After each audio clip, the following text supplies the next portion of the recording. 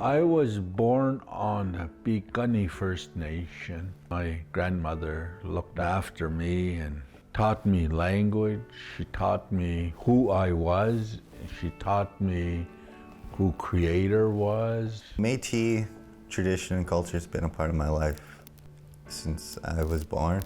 Also, the Cree tradition I was also born into. My grandmother took me to a group of children that were brought together, and they were called the Little Birds. The free will that I had at the time allowed me to enjoy and build up my passion for education and learning.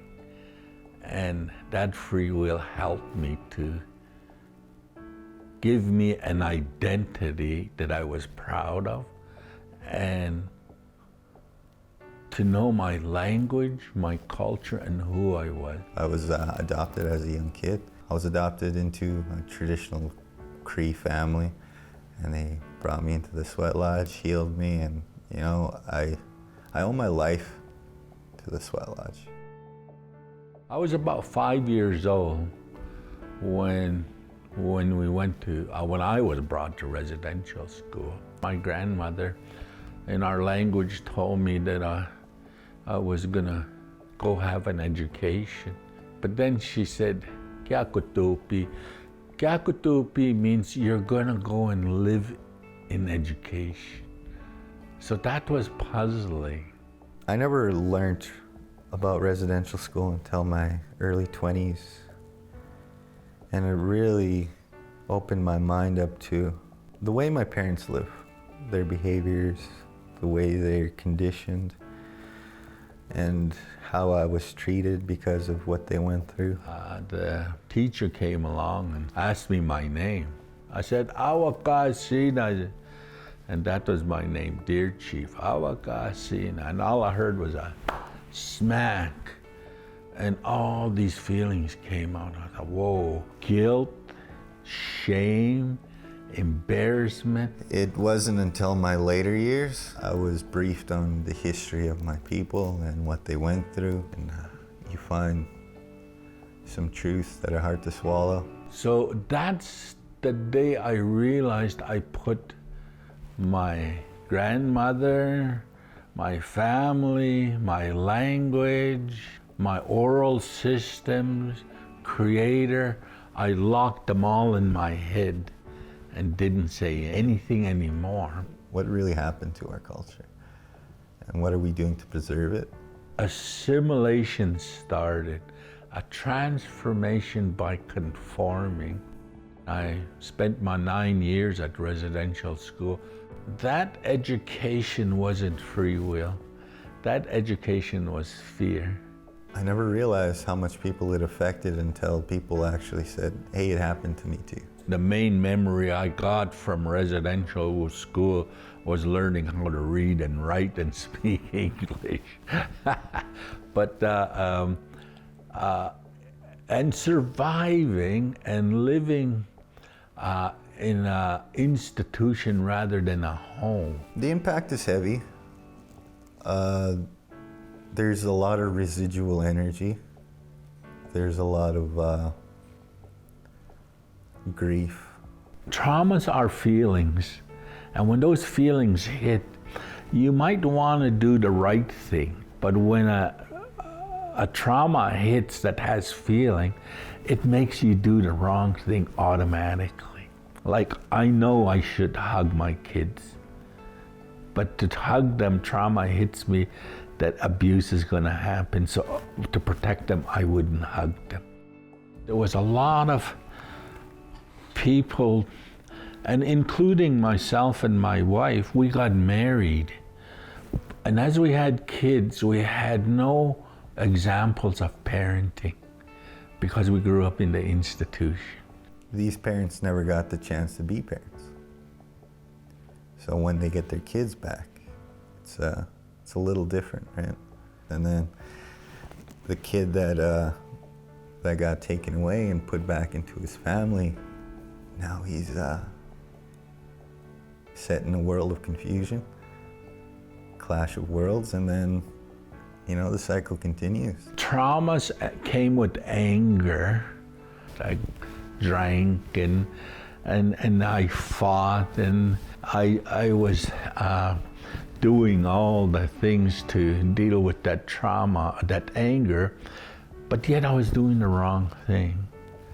And my son seen me doing that. Something I wish I learned a little earlier in my life, because I think I would have understood people a little more, especially my parents. But I would never tell my kids because I felt that they might make them angry. It was almost like they were trying to save me from the idea of how terrible it was. I am the way I am because intergenerational trauma. To have that refreshment of, this happens not only to me, but to a lot of people. My culture wasn't accepted. It was driven out of me at residential school, and I had to embrace a new way of life. So what do? Do I go back to my culture? Will I be accepted in society if I use it? My culture and my tradition really helped me get back to who I am. My dad and my mother and my grandmother brought me back to the smudge. What opened my mind to who I was and my going back to my identity, because I went through those 9 years of trauma and change in paradigm. I know who I am when I'm in the sweat lodge. I know who I am when I'm dancing. These are the things where I found myself. Our young people today, for example, like Johnny Caisse, did suffer from that intergeneration trauma. When I learned about residential schools and how it impacted my family and my parents, and then realizing that residual anger and frustrations were passed on to me conditionally, and then to keep that circle going on with my daughter, it was very eye-opening. It put a lot of responsibility on my shoulders, for sure, because now I know. Now I could start to transition to who I really want to be for my child. Stories as knowledge containers are just as important as textbooks for theories. Elders are so important as validated instructors and teachers to teach those stories. We need to look at the oral system in parallel to access and harvest knowledge in a proper way so we can use it for resilience for our young people, rather than locking out the stories, locking out the elders, and then expropriating from the default system just to enhance written programs and written systems. We keep doing that, we're going to take resiliency away. That resilience is a big one, because when I am in ceremony or when I'm in front of them and I get to talk to them, there is no hurt. We need to accommodate the smudge, the circle, the elders, and protect it through our policies so we can build knowledge capacity and human capacity to help our young people detoxify from the default system we live in today.